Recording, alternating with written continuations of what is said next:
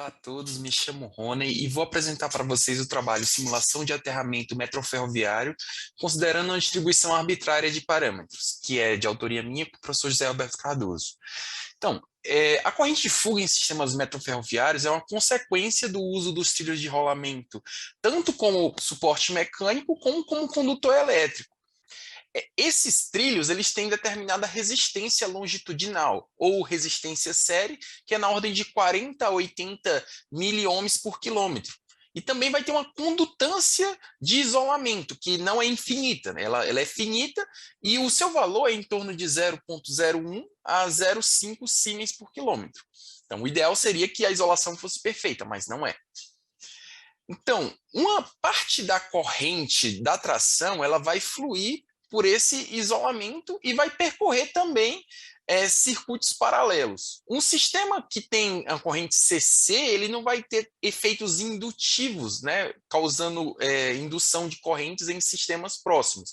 Então, toda a corrente de fuga que vai ser induzida em sistemas próximos vai ser proveniente desse acoplamento condutivo. Aqui nós temos a figura que vai mostrar as correntes do sistema metroferroviário, né? Você tem a corrente de tração fluindo pelo terceiro trilho ou pela catenária, você tem o retorno da corrente de tração pelo trilho de rolamento, e parte dessa corrente que está retornando pelo trilho de rolamento, ela vai ser dispersa no meio. O sistema é alimentado com corrente contínua. No caso aqui, em um ponto específico, você vê uma falta de isolação, que seria a corrente de fuga. Essa corrente de fuga, então, ela pode ser compreendida como um fenômeno permanente no sistema, uma vez que sempre quando o trem está em operação, você vai ter uma parcela dessa corrente que vai fluir para o solo. Você vai tentar que ela seja o mínimo possível, controlar isso aí dentro de limites. Uma corrente de maior magnitude ainda pode ser gerada proveniente de um curto-circuito entre o terceiro trilho, né, e o trilho de rolamento. Então, com isso, você vai ter uma corrente de curto, no caso. Isso aí seria um fenômeno transitório, mas também vai existir. E vai fluir pelo solo uma corrente de alta magnitude num fenômeno como esse. A corrente de fuga ela é um agente de corrosão. Pelo o próprio eletrólito, né, o solo, por exemplo, ou o concreto, você vai ter uma indução de corrente, né, por esse acoplamento condutivo. E essa corrente que está sendo induzida em um corpo metálico próximo vai provocar corrosão nesse corpo metálico. Então, a corrente de fuga está sendo um agente de corrosão. O vazamento dessa corrente prejudica, por exemplo, o trilho, né, o reforço do túnel de um metrô, e também sistemas de terceiros, por exemplo, tubulações enterradas, ao serem percorridas por essas correntes, elas podem serem perfuradas, como se fosse um furo. E esse furo pode vazar material, né? Por exemplo, pode vazar águas, como uma adutora, pode vazar combustível. Então, você tem que manter essas correntes controladas. Os fatores que influenciam na corrente de fuga são a condutividade elétrica dos trilhos, a qualidade, né, desse isolamento entre o circuito de retorno e o terra, o espaçamento entre duas subestações retificadoras, isso aí influencia também na corrente de fuga, a demanda de corrente do trem. Quanto mais corrente ele drena, maior vai ser a corrente de fuga. O aterramento do sistema em geral, se o trem vai ter frenagem regenerativa, tudo isso entra no cálculo do nível de corrente de fuga. O que esse trabalho vai fazer? Nós vamos apresentar uma ferramenta computacional para calcular essas correntes de fuga usando um software que é baseado em diagramas de blocos. Então, toda a matemática da corrente de fuga foi modelada nesse software, que é o Altair Activate. Essa figura nos vai esquematizar o sistema de três terras, onde nós temos o terra da via, representado por TV, o terra do túnel e o terra externo. O terra da via ele vai ser referenciado pelos os trilhos de rolamento, né, que são conectados aos terminais negativos das retificadoras. Isso aqui é o terra da via. Ele tem uma determinada resistência ômica, né, que é uma resistência longitudinal por unidade de comprimento. Isso aqui é um trecho elementar da via. Note que eu tenho uma distância aqui entre um ponto e outro, chamado de ΔX, onde X seria uma posição qualquer. Aqui eu tenho a corrente que está circulando, né, ó, as correntes, e eu também tenho tensões. Tensão entre o terra externo e o terra da via. Seria essa tensão aqui, por exemplo. Nós vamos equacionar isso aqui para introduzir na ferramenta computacional do Auto-Activate. Então, o terra da via e o terra do túnel, eles vão ser isolados por um material isolante. Então, aqui nós temos uma condutância de isolação, aqui chamado GST, né? Que é o caso, é a condutância de isolação entre o terra da via e o terra do túnel por unidade de comprimento. O terra do túnel e o terra externo também tem uma isolação aqui chamada GTT, ou a condutância de aterramento do túnel por unidade de comprimento. Isso aqui é possível ser calculado e você pode inserir na sua simulação. Uma maneira de calcular isso aí é você tendo a geometria, você inserir em uma simulação de elementos finitos. Com isso você calcularia essa condutância de aterramento para uma geometria qualquer. Isso aí para o meio externo que se estende até o infinito. Você também vai ter a resistência ômica das ferragens do túnel por unidade de comprimento, que é esse RT, também uma resistência longitudinal. Nesse esquema, nós estamos trabalhando com resistências e condutâncias em paralelo, né? E você está deduzindo a equação, atribuindo essas grandezas nesse formato. Aquelas equações daquele trecho elementar, no artigo está o geral, o que foi deduzido, mas elas foram transformadas em equações diferenciais após a aplicação das leis de Kirchhoff. Aqui nessa apresentação não cabe mostrar essa dedução matemática, mas após derivadas sucessivas, se chega a uma equação de quarta ordem que representa esse fenômeno, né? É uma equação diferencial de quarta ordem que vai representar esse trecho elementar da via. Nós agora vamos traduzir isso num trecho finito, de comprimento L. E nós vamos aplicar as condições de contorno tanto para tensões como para correntes. E com isso vai se deduzir um hexapolo, equivalente a esse fenômeno, que é representado por essas equações diferenciais, onde você tinha aqueles parâmetros distribuídos, tanto de resistências longitudinais como condutâncias transversais. Né? E isso vai ser realizado também após manipulações algébricas. Existem diversas constantes que no artigo submetido estão apresentadas, que foram inseridas no software, que essas constantes vão ser parâmetros de entrada do circuito hexapolo equivalente. Aqui está o hexapolo equivalente de um trecho elementar L, um trecho finito. Esse trecho hexapolo também é chamado de circuito duplo pi. Note que em teorias de transmissão nós trabalhamos com circuitos pi. Aqui são duplos pi, né? Então o hexapolo é um circuito duplo pi e ele vai representar o sistema de três terras, onde você tem o terra da via, o terra do túnel e o terra externo, com as suas respectivas tensões e correntes na entrada e saída desse bloco aqui. Então, você vai introduzir esse hexapolo em trechos que ligam as retificadoras e o trem. É um trecho que representa o teu trilho de rolamento. Aquele trilho de rolamento, a corrente vai passar por ele no sentido longitudinal e ela vai ser dispersa no sentido transversal. Só que ela vai ser dispersa tanto para o terra do túnel, que são as ferragens lá da estrutura, como para o terra externo. E tudo isso já está sendo modelado através dessas equações. Nós podemos, no cálculo das correntes de fuga, que como eu falei, esses hexapolos são inseridos entre as subestações retificadoras e o trem. Você também poderia, para aumentar a precisão, discretizar esse trecho elementar em diversos hexapolos. Quanto mais hexapolos você colocar em cascata, maior a precisão da tua simulação. Então, esse duplo pi vai substituir o trilho de rolamento, né, no teu circuito equivalente. Nota que para isso foi utilizada a teoria das linhas de transmissão. Então, você está considerando também os efeitos de propagação ao longo dessa linha de transmissão. O trilho de rolamento se transformou em uma linha de transmissão do ponto de vista de circuito elétrico. Aqui está um exemplo, né, retirado dessa referência, né, do livro do Nelson Alonso, que é bem recente, que esquematiza bem esse conceito de como inserir o sistema de três terras em um sistema real, digamos assim, né? Lembrando que essa teoria que foi apresentada, eu falei de um único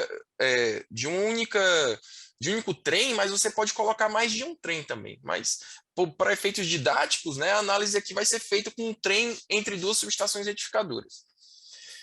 Note aqui o terra da via, o terra do túnel e o terra externo. Aqui não estão daquela mesma maneira os circuitos duplo pi, mas tem como você visualizar, né, esses parâmetros concentrados que estão representando essas resistências, né, e o fluir dessas correntes está bem esquematizado aqui. Nota que a corrente que está saindo aqui, ó, fluindo do trem para o trilho de rolamento, ela vai se dividir e retornar para as duas subestações adjacentes a ela. Essa subestação retificadora geralmente é representada por uma fonte de tensão em série com a resistência. Mas você poderia, em um ambiente de simulação de circuito, colocar mais detalhes também que representem essa subestação retificadora. Isso não seria uma limitação. O valor exato da corrente drenada para o trem, como eu estava falando, ele vai depender dessa geometria da linha, as características da composição, as características operacionais, né? E o próprio sistema de alimentação elétrica. Então, para isso é feita uma simulação das condições desse trem e a corrente em cada ponto. Nós aqui estamos analisando um ponto particular, onde esse trem estaria. Mas a distribuição de correntes do trem é dinâmica. Então, a gente vai, nesse trabalho específico, considerar duas situações. O trem no meio de duas subestações retificadoras e o trem partindo. Então, são dois cenários que nós vamos analisar. Aqui também nós vamos apresentar o resultado de um curto-circuito entre o terceiro trilho e o terra da via. Então, é possível, na mesma ferramenta computacional, fazer esse tipo de simulação. E demais simulações derivadas também. Qualquer simulação que envolve circuito elétrico é possível fazer esse acoplamento. Aqui está a interface do Altair Activate. Aqui está o diagrama de bloco que representa o sistema de três terras. Aqui está o bloco que representa o trem. Aqui estão as subestações retificadoras. E aqui está o terceiro trilho, com a sua resistência longitudinal. O usuário entraria com a resistência longitudinal do trilho de rolamento, com a condutância transversal entre o terra da via e o terra do túnel, a resistência longitudinal do terra do túnel e a condutância transversal entre o terra do túnel e o terra externo. Aqui está abstraído para o usuário final, né, o funcionamento interno desse bloco, que são todas as equações que modelam um sistema de três terras. A subestação retificadora é representada como uma fonte CC de 825 volts em série com a resistência interna de 12,5 miliohms. O trem aqui é um trem genérico, né? Não foi feito nenhum caso real, que é um caso didático. Ele está sendo para mostrar as funcionalidades da ferramenta. Mas o trem em regime aqui está sendo considerando a corrente de 2.000 amperes CC. E o trem partindo seria uma corrente de 5.000 amperes, que são valores representativos. Lembrando que essa corrente, né, ela vai depender da localização do trem. E isso é feito através da simulação de marcha do trem, que envolve toda a cinemática do movimento do trem, e da simulação de tráfego também, que também vai acoplar mais de um trem nesse teu trecho. Aqui é um único trem que nós estamos considerando uma corrente drenada em um valor pontual. É interessante que, usando essa ferramenta do Altair Activate, foi um grande avanço em relação à primeira versão do software desenvolvido em 99, porque não é necessário você fazer análise nodal, porque isso tudo é interno. Isso aqui é transformado em um ambiente de análise de circuitos, estilo SPICE, onde você vai desenhar o circuito. Então, o Altair Activate, ele tem um ambiente chamado Modelica, que você consegue colocar circuitos, elementos de circuito. E você, até mesmo um curto-circuito, você consegue fazer a simulação usando esse circuito equivalente. E facilitou bastante.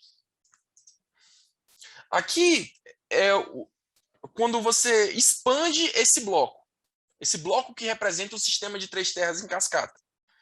Aqui eu tenho 5 hexapolos em cascata para aumentar a precisão. Então, eu tenho aqui mais 2 blocos para o cálculo de parâmetros.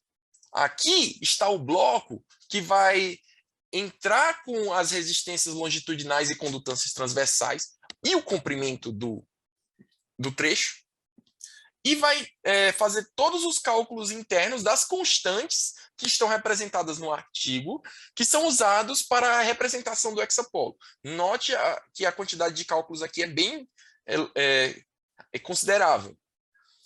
Mas no final desse bloco, o que vai nos interessar são os parâmetros A, B, C e D que estão representados no artigo, que são usados para o cálculo do hexapolo. Aqui, esses parâmetros A, B, C e D são traduzidos em Z1, Z2, Y1 sobre 2 e Y2 sobre 2, que são os elementos de circuito que representam o meu circuito duplo pi, né, o meu hexapolo. Aqui está o ambiente do Modelica, né, que está dentro do Altair Activate, para representação de circuitos elétricos. Aqui está sendo uma resistência, onde o seu valor está sendo controlado por o resultado do modelo. Então, eu estou ajustando o valor da resistência pelo resultado calculado no modelo. Aqui eu estou ajustando o valor da condutância, isso aqui é a condutância, esse bloco, pelo o valor calculado no modelo e assim por diante. Nota que essas setinhas aqui estão dizendo que é uma conexão externa ao bloco. Nesse bloco eu também consigo colocar instrumentos de medição. Por exemplo, aqui seria uma fonte de corrente. A corrente que está circulando entre o terra do túnel e o terra externo, né, que seria a minha referência aqui, no caso aqui, seria a densidade de corrente de fuga naquele trecho. Né? Isso aqui é um trecho de comprimento L, lembrando disso. Então, você consegue inserir essas leituras aqui para a corrente de fuga em cada um dos elementos que você colocou em cascata. Vamos fazer o primeiro estudo de caso. Então, você tem um trem bem no meio de 2 subestações retificadoras, você tem 10 circuitos duplo pi que vão representar uma via de 10 quilômetros, que é um comprimento bem grande até, mas é ilustrativo esse exemplo. O trem no meio da via está consumindo 2.000 amperes. Então, eu tenho um primeiro trecho de 5 quilômetros entre a primeira subestação retificadora e o trem, e outro trecho de 5 quilômetros entre o trem e a segunda subestação retificadora. Aqui a resistência longitudinal do terra da via é de 40 miliohms por quilômetro, a condutância transversal entre a via e o túnel de 0,03 Siemens por quilômetro, a resistência longitudinal do terra do túnel de 190 miliohms por quilômetro e a condutância transversal do terra do túnel, né, entre o terra do túnel e terra externo, 0,333 Siemens por quilômetro.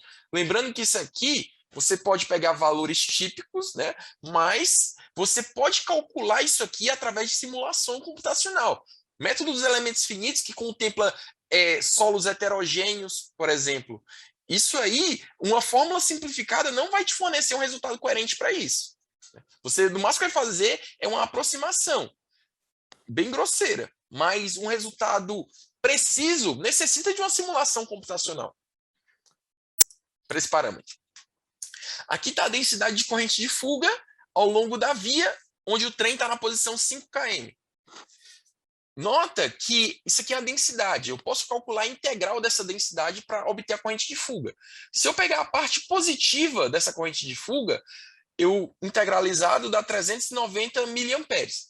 Se eu integralizar esses dois trechos aqui e somá-los, eu tenho exatamente 390 miliamperes. Ou seja, essa corrente de fuga, que ela está saindo das adjacências do trem, ela está retornando para as duas subestações retificadoras adjacentes.